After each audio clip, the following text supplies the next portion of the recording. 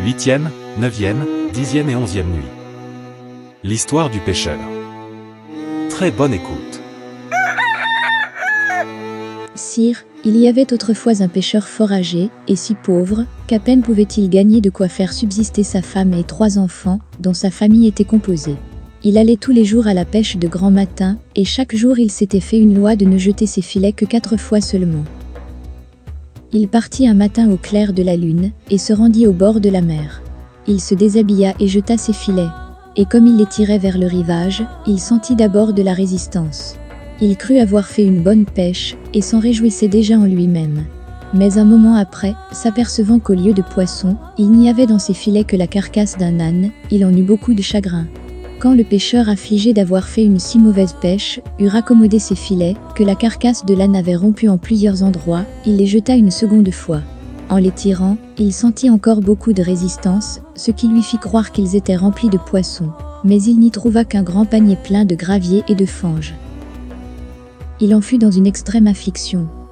« Ô fortune !» s'écria-t-il d'une voix pitoyable, « cesse d'être en colère contre moi, et ne persécute point un malheureux qui te prie de l'épargner. Je suis parti de ma maison, pour venir ici chercher ma vie, et tu m'annonces ma mort.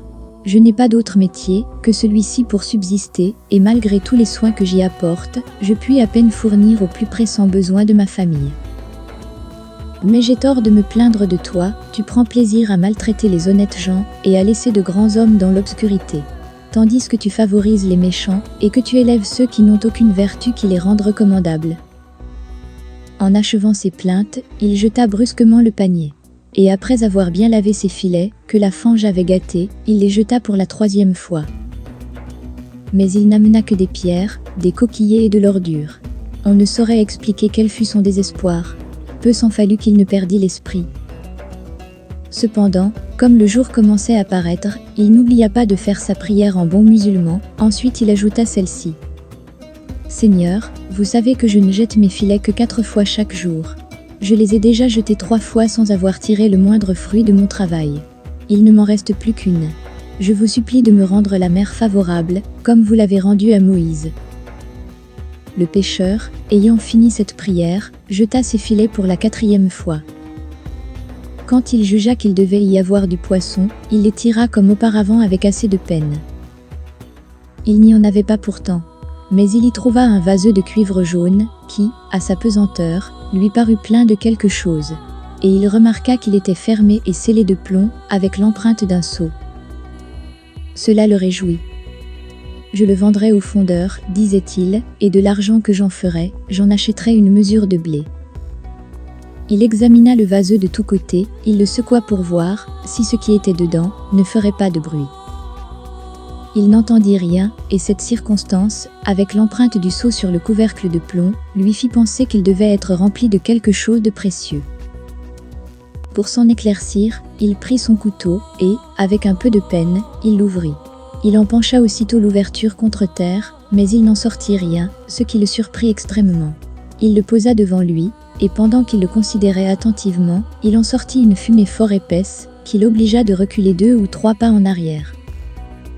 Cette fumée s'éleva jusqu'aux nues, et s'étendant sur la mer, et sur le rivage, forma un gros brouillard.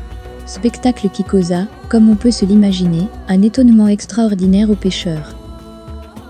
Lorsque la fumée fut tout hors du vase, elle se réunit et devint un corps solide, dont il se forma un génie 2 fois aussi haut que le plus grand de tous les géants. À l'aspect d'un monstre d'une grandeur si démesurée, le pêcheur voulut prendre la fuite, mais il se trouva si troublé et si effrayé qu'il ne put marcher. « Salomon » s'écria d'abord le génie. « Salomon, grand prophète de Dieu, pardon, pardon, jamais je ne m'opposerai à vos volontés. J'obéirai à tous vos commandements. » Le pêcheur n'eut pas sitôt entendu les paroles que le génie avait prononcées, qu'il se rassura et lui dit « Esprit superbe, que dites-vous ? Il y a plus de 1800 ans que Salomon, le prophète de Dieu, est mort, et nous sommes présentement à la fin des siècles. Apprenez-moi votre histoire, et pour quel sujet vous étiez renfermé dans ce vase. » À ce discours, le génie, regardant le pêcheur d'un air fier, lui répondit « Parle-moi plus civilement, tu es bien hardi de m'appeler esprit superbe. » Et, Bien, repartit le pêcheur, vous parlerai-je avec plus de civilité en vous appelant hibou du bonheur? Je te dis, repartit le génie, de me parler plus civilement, avant que je te tue. Et pourquoi me tueriez-vous? Répliqua le pêcheur. Je viens de vous mettre en liberté. L'avez-vous déjà oublié? Non, je m'en souviens, repartit le génie, mais cela ne m'empêchera pas de te faire mourir, et je n'ai qu'une seule grâce à t'accorder. Et quelle est cette grâce? Dit le pêcheur. C'est, répondit le génie, de te laisser choisir de quelle manière tu veux que je te tue. Mais en quoi vous ai-je offensé? Reprit le pêcheur. Est-ce ainsi que vous voulez me récompenser du bien que je vous ai fait? Je ne puis te traiter autrement, dit le génie, et afin que tu en sois persuadé, écoute mon histoire. Je suis un de ces esprits rebelles qui se sont opposés à la volonté de Dieu. Tous les autres génies reconnurent le grand Salomon, prophète de Dieu, et se soumirent à lui. Nous fûmes les seuls, Sakkar et moi, qui ne voulûmes pas faire cette bassesse. Pour s'en venger, ce puissant monarque chargea Asaph, fils de Barakia, son premier ministre, de me venir prendre. Cela fut exécuté. Asaph vint se saisir de ma personne, et me mena malgré moi devant le trône du roi son maître. Salomon, fils de David, me commanda de quitter mon genre de vie, de reconnaître son pouvoir, et de me soumettre à ses commandements. Je refusais hautement de lui obéir, et j'aimais mieux m'exposer à tout son ressentiment, que de lui prêter le serment de fidélité et de soumission qu'il exigeait de moi. Pour me punir, il m'enferma dans ce vas de cuivre, et afin de s'assurer de moi, et que je ne puisse pas forcer ma prison, il imprima lui-même sur le couvercle de plomb, son sceau, où le grand nom de Dieu était gravé. Cela fait, il mit le vase entre les mains d'un des génies qui lui obéissait, avec ordre de me jeter à la mer. Ce qui fut exécuté à mon grand regret. Durant le 1er siècle de ma prison, je jurais que si quelqu'un m'en délivrait avant les 100 ans achevés, je le rendrais riche, même après sa mort. Mais le siècle s'écoula, et personne ne me rendit ce bon office. Pendant le 2e siècle, je fis serment d'ouvrir tous les trésors de la terre à quiconque me mettrait en liberté. Mais je ne fus pas plus heureux. Dans le 3e, je promis de faire puissant monarque mon libérateur, d'être toujours près de lui en esprit, et de lui accorder chaque jour 3 demandes, de quelque nature qu'elles puissent être. Mais ce siècle se passa comme les 2 autres, et je demeurai toujours dans le même état. Enfin, désolé, ou plutôt enragé de me voir prisonnier si longtemps, je jurai que si quelqu'un me délivrait dans la suite, je le tuerais impitoyablement, et ne lui accorderais point d'autre grâce, que de lui laisser le choix du genre de mort, dont il voudrait que je le fisse mourir. C'est pourquoi, puisque tu es venu ici aujourd'hui, et que tu m'as délivré, choisis comment tu veux que je te tue. Ce discours affligea fort le pêcheur. Je suis bien malheureux, s'écria-t-il, d'être venu en cet endroit rendre un si grand service à un ingrat. Considérez, de grâce, votre injustice, et révoquez un serment si peu raisonnable. Pardonnez-moi, Dieu vous pardonnera de même. Si vous me donnez généreusement la vie, il vous mettra à couvert de tous les complots qui se formeront contre vos jours. Non, ta mort est certaine, dit le génie. Choisis seulement de quelle sorte tu veux que je te fasse mourir. Le pêcheur, le voyant dans la résolution de le tuer, en eut une douleur extrême. Non pas tant pour l'amour de lui, qu'à cause de ses 3 enfants, dont il plaignait la misère où ils allaient être réduits par sa mort. Il tâcha encore d'apaiser le génie. Hélas, reprit-il, daignez avoir pitié de moi, en considération de ce que j'ai fait pour vous. Je te l'ai déjà dit, repartit le génie, c'est justement pour cette raison que je suis obligé de t'ôter la vie.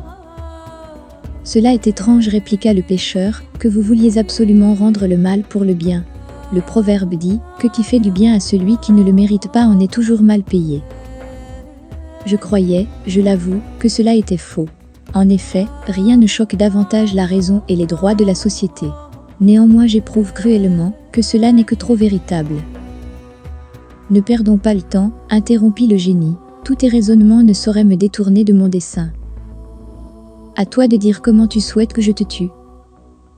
La nécessité donne de l'esprit. Le pêcheur s'avisa d'un stratagème. Puisque je ne saurais éviter la mort, dit-il au génie, je me soumets donc à la volonté de Dieu.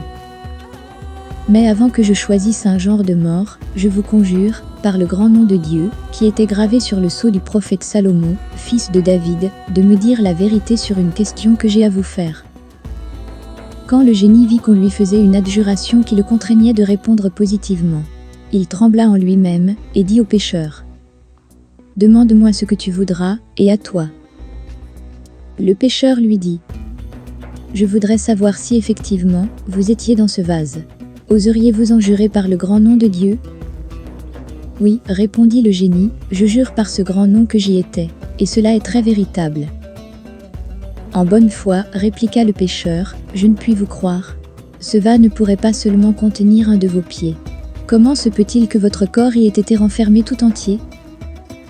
Je te jure pourtant, repartit le génie, que j'y étais tel que tu me vois.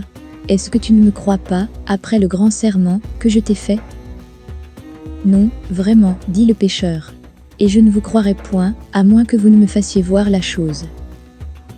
Alors il se fit une dissolution du corps du génie, qui, se changeant en fumée, s'étendit comme auparavant sur la mer, et sur le rivage, et qui, se rassemblant ensuite, commença de rentrer dans le vase, et continua de même par une succession lente et égale, jusqu'à ce qu'il n'en resta plus rien au dehors. Aussitôt il en sortit une voix qui dit au pêcheur : « Eh bien, incrédule pêcheur, me voici dans le vase. Me crois-tu présentement ? » Le pêcheur, au lieu de répondre au génie, prit le couvercle de plomb, et ayant fermé promptement le vase. « Génie, lui cria-t-il, demande-moi grâce à ton tour, et choisis de quelle mort tu veux que je te fasse mourir. Mais non, il vaut mieux que je te rejette à la mer, dans le même endroit d'où je t'ai tiré. Puis je ferai bâtir une maison sur ce rivage, où je demeurerai, pour avertir tous les pêcheurs qui viendront y jeter leurs filets, de bien prendre garde de repêcher un méchant génie comme toi, qui a fait serment de tuer celui qui te mettra en liberté. » À ces paroles offensantes, le génie, irrité, fit tous ses efforts pour sortir du vase. Mais c'est ce qui ne lui fut pas possible, car l'empreinte du sceau du prophète Salomon, fils de David, l'en empêchait. Ainsi, voyant que le pêcheur avait alors l'avantage sur lui, il prit le parti de dissimuler sa colère. « Pêcheur, lui dit-il, d'un ton radouci, garde-toi bien de faire ce que tu dis. Ce que j'en ai fait n'a été que par plaisanterie, et tu ne dois pas prendre la chose sérieusement. » « Oh, génie, répondit le pêcheur, toi qui étais, il n'y a qu'un moment, le plus grand, et qui est à cette heure le plus petit de tous les génies, apprends que tes artificieux discours ne te serviront de rien. Tu retourneras à la mer. Si tu y as demeuré tout le temps que tu m'as dit, tu pourras bien y demeurer jusqu'au jour du jugement. Je t'ai prié, au nom de Dieu, de ne me pas ôter la vie, tu as rejeté mes prières. Je dois te rendre la pareille. » Le génie n'épargna rien pour tâcher de toucher le pêcheur. « Ouvre le vase, lui dit-il, donne-moi la liberté, je t'en supplie. Je te promets que tu seras content de moi. »« Tu n'es qu'un traître, repartit le pêcheur. Je mériterais de perdre la vie, si j'avais l'imprudence de me fier à toi. Tu ne manquerais pas de me traiter de la même façon qu'un certain roi grec traita le médecin Douban. C'est une histoire que je te veux raconter. Écoute.